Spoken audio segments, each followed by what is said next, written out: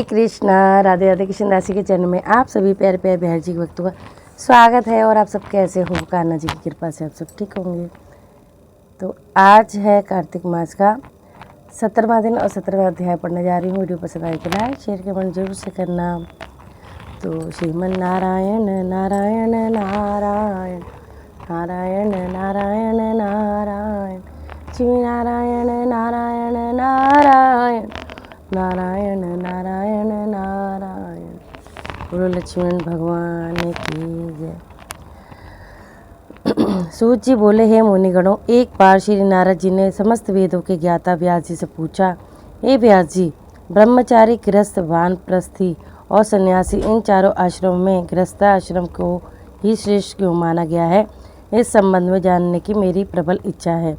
हे महर्षि, आप तो स्वयं ज्ञाता है, किंतु फिर भी आपने पूछा है तो मैं बताता हूँ।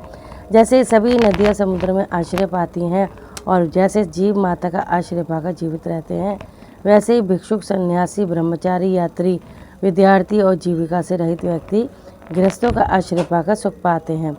इस संबंध में मैं तुम्हें एक प्राचीन कथा कहता हूँ। प्राचीन काल में उत्तानपाद नामक एक राजा था, जिसका उत्तम नामक एक पुत्र था जो बड़ा ही बलवान किंतु मदिरापान का व्यसनी था। उसकी स्त्री का नाम बहुला था। राजा के पुत्र का नाम उत्तम था। राजा उत्तम अपनी पत्नी बहुला से अत्यधिक प्रेम करता था। एक बार राजा उत्तम ने वेश्या का नृत्य देखते हुए मदिरापान किया और अपनी पत्नी से भी मदिरा पीने की जिद करने लगा, किंतु उसकी पत्नी ने ऐसा करने से स्पष्ट इनकार कर दिया। इस पर राजा उत्तम से क्रोधित हो उसका त्याग कर दिया और वन में छुड़वा दिया। किंतु जब वह मदिरा के प्रभाव से मुक्त हुआ तो उसे अपने किए पर बड़ा पछतावा हुआ, किंतु अब रानी का वियोग सहने के अतिरिक्त और क्या जा सकता था। इसके उपरांत उसने दूसरा विवाह नहीं किया और रानी के वियोग का दर्द हृदय में लिए राजकाज के कार्यों में लीन हो गया। एक दिन ब्राह्मण उसके पास आया और बोला, हे राजन, मैं बेहद दुखी हूँ। किसी ने मेरी स्त्री का हरण कर लिया है। अब आप ही उसे ढूंढ कर लाओ। हे ब्राह्मण देव, मैं भला उसे कैसे ढूंढ कर ला सकता हूँ? मैं तो यह भी नहीं जानता कि तुम्हारी स्त्री कौन किस दिशा में और क्यों ले गया है। ब्राह्मण बोला, राजन, आप प्रजा से कर के रूप में उसकी आय का छठा भाग लेते हैं, अतः प्रजा की रक्षा करना आपका कर्तव्य है। यदि आप अपने घर में भी सुरक्षित नहीं हैं तो ऐसे राजा का क्या लाभ?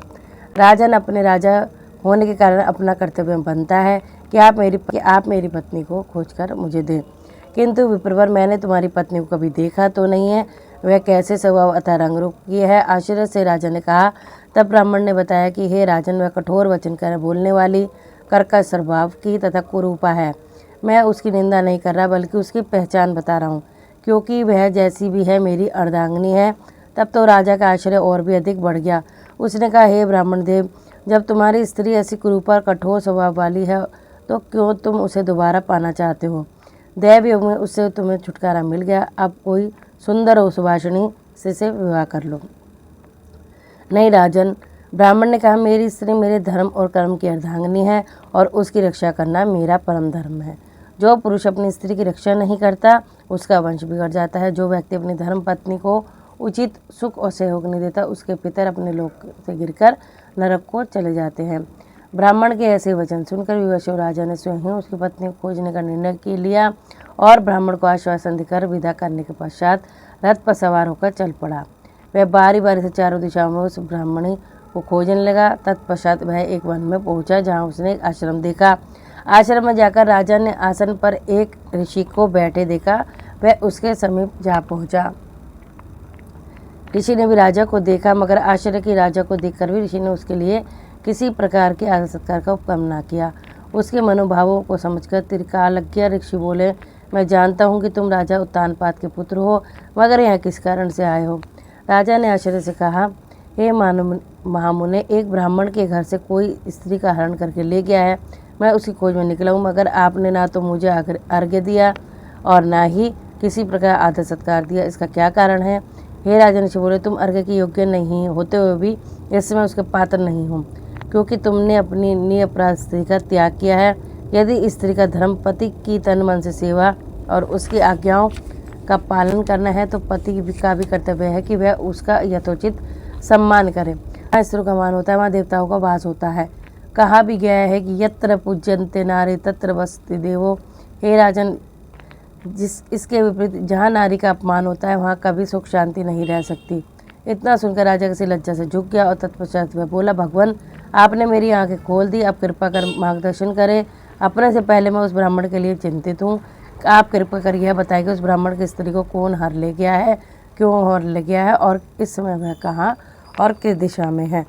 तब ऋषि ने ध्यान लगाकर बताया कि हे राजन, अदिति का बलाक नामक राक्षस पुत्र उस ब्राह्मणी को हर कर ले गया है। उसने उसे उत्पलावर्त वन में रखा हुआ है। अब तुम उसे ढूंढकर ब्राह्मण से उसका संजोग कराओ। यह सुनकर राजा ने उन्हें प्रणाम किया और रथ पर सवार होकर उत्पलावर्त वन में जा पहुंचा। वन में उसकी दृष्टि एक स्त्री पर पड़ी जो एक वृक्ष के नीचे बैठी थी, बिल फल खा रही थी। उसका रंग रूप और नयन नक्श ठीक वैसे ही थे जैसे ब्राह्मण ने बताए थे। अतः उसे देखते ही राजा ने पहचान लिया कि यही उस ब्राह्मण की स्त्री है। उसके निकट जाकर शंका के समाधान हेतु राजा ने पूछा, हे कल्याणी, तुम कौन हो और इसका वन में क्यों आई हो। हे राजन, मैं अति रात्र की पुत्री और विलास पुत्र की पत्नी हूँ। मैं अपने घर में सो रही थी, बलाक नामक राक्षस ने मेरा हरण कर लिया और यहाँ ले आया। यहाँ आने के बाद ना तो उसने मुझे किस प्रकार का कष्ट दिया और ना ही मेरा सतीत्व नष्ट करने की चेष्टा की। इतना होने पर भी हे राजन, मैं अपने पति के वियोग कारण बहुत दुखी हूँ। तब राजा ने पूछा, हे ब्राह्मणी, वह राक्षस कहाँ गया है। ब्राह्मण ने बताया कि वह राक्षस कहाँ है। राजा उस स्थान पर पहुंचा तो उस देखते राक्षस उसके चरणों पर गिर पड़ा और बोला, राजन कहिए मेरे लिए क्या आज्ञा है। तब राजा अनेक क्रोध दर्शाते हुए बोला कि अरे दुष्ट निशाचर, तू उस ब्राह्मणी का हरण करके क्यों लाया है। क्या तू उसके साथ विवाह करना चाहता है। वह तो अत्यंत करूप है। यदि तू उसे खाने की इच्छा से लाया तो भी बता। राजन, मेरे घर में अनेक रूपवती अप्सराएं हैं। उनके अतिरिक्त मैंने कभी भी किसी स्त्री से भोग इच्छा नहीं की और ना ही मैं मांस भक्षण करता हूँ।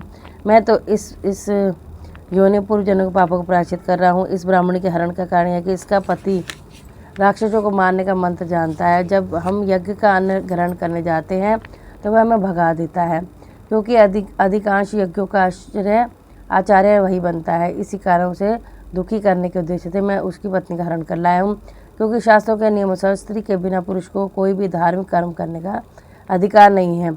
इसलिए अब वह यज्ञ में आचार्य नहीं बनता। राक्षस की बातें सुनकर राजा को लगा कि पत्नी के संदर्भ में परोक्ष पुरुष से वह उसकी निंदा कर रहा है। मुनि ने भी स्त्री का त्याग के कारण भी मुझे अर्घ्य के योग्य नहीं माना। राजा को विचार मग्न देकर राक्षस पुनः बोला, हे राजन, मैं आपकी प्रत्येक आज्ञा का पालन करूंगा। आप आज्ञा दो और मैं क्या करूं। तब राजा ने आज्ञा दी कि तुम उस ब्राह्मणी को उसके घर पहुंचा दो और जब भी मैं तुम्हें याद करूं तब तुम मेरे पास आना। आज्ञा पाते ही राक्षस ब्राह्मणी को लेकर चल दिया। उसके जाने के बाद राजा सोचने लगा कि मैंने अपनी निर्दोष पत्नी का त्याग करके बड़ा भारी पाप किया है। अब मैं ऐसा क्या कर्म करूं जिससे इस पाप की निवृत्ति हो। तब मन में विचार कर विमर्श कर पुनः उसे मुनि के आश्रम पहुंचा और उसने अपने मन की बात कही। ने कहा, हे राजन, पुरुष के लिए स्त्री धर्म, अर्थ, काम और मोक्ष देने वाली है। इतना ही नहीं, स्त्री के बिना लोक अथवा परलोक में कभी भी सुख की प्राप्ति नहीं होती। स्त्री भले ही कुरूपा, रोगी, मूर्ख, दरिद्री अथवा बुरे स्वभाव की क्यों ना हो, पुरुष को उसका सम्मान करना चाहिए। हे महाराज, पत्नी को त्यागने का अपराध अब उससे हो गया है, किंतु अब आगे का मार्ग बताएं कि इस पाप का प्रायश्चित किस प्रकार हो। मैं क्या कर्म करूं जिससे मुझे इस पाप से मुक्ति मिले। हे राजन, तुम्हें अपनी पत्नी से क्षमा मांगनी चाहिए, किंतु महाराज मैं तो यह भी नहीं जानता कि वह कहाँ है और किस स्थिति में है, जीवित भी है अथवा। हे राजन, मुनि ने बताया तुम्हारी स्त्री जीवित है और नागलोक में है। उसे अकेली वन में विचरते देख शतापात नामक नाग ने उसे अपने लोक ले गया, जहाँ उसकी नंदा नामक कन्या से उसे घर में छिपा रखा है। तुम्हें उसे वहाँ से मुक्त कराना होगा। इस प्रकार राजा मुनि को प्रणाम कर वापस आ गया। उसने महल में आकर अपने बलाक को याद किया और तुरंत ही उससे समक्ष उपस्थित हुआ। राजा ने उसे नागलोक से अपनी पत्नी मुक्त करा कर लाने का दे दिया। आज्ञा पाते बलाक नागलोक के प्रस्थान कर गया। तभी अपनी पत्नी को पाकर मन भी राजा को धन्यवाद देने आया। अपनी पत्नी को पाकर वह अत्यधिक प्रसन्न था। तभी बलाक उसकी पत्नी को भी नागलोक से ले आया, जिससे पाकर राजा अत्यधिक प्रसन्न हुआ। उसने उसे अपने आचरण के लिए क्षमा मांगी और फिर दोनों ही सुखपूर्वक रहने लगे। हे राजा पुत्र, इस कथा के माध्यम से मैंने तुम्हें गृहस्थ आश्रम का महत्व सुना है। अब यदि कुछ हो सुनने की इच्छा हो सो कहो। कितना अच्छा है ना नारी का सम्मान। चलिए जी, तिल डाल लेती हूँ। और आज है संडे, तुलसी में जल नहीं चढ़ेगा, इसलिए यह जल हम और अन्य पौधों में डाल देंगे। और हैप्पी दिवाली, सभी को दिवाली की बहुत बहुत बधाई हो।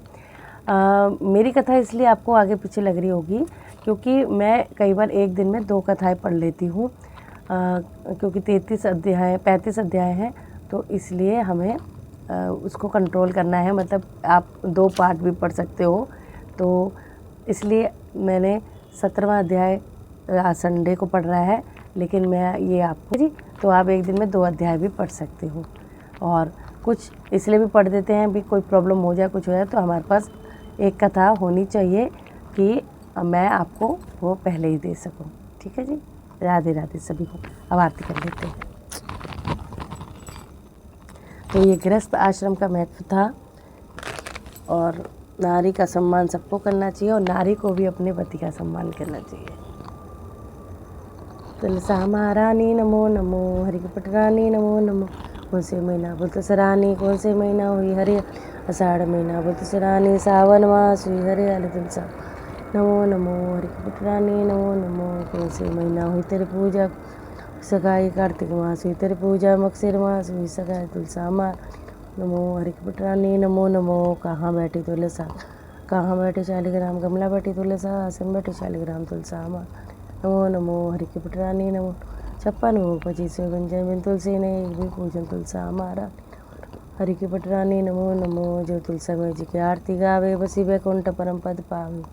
जो तुलसा में जी की आरती गावे, मन वांछित फल रिद्धि सिद्धि पावे। तुलसा महारानी नमो नमो, हरि की पटरानी नमो।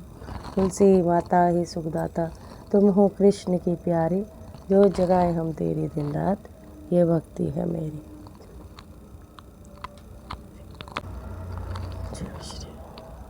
बोलो लक्ष्मण भगवान ने की जय। मैं माला करूँगी, और राधे राधे बताना आपको कैसी लगी कथा, और कथा में जो बताया उसका पालन जरूर करना। जय श्री राधे।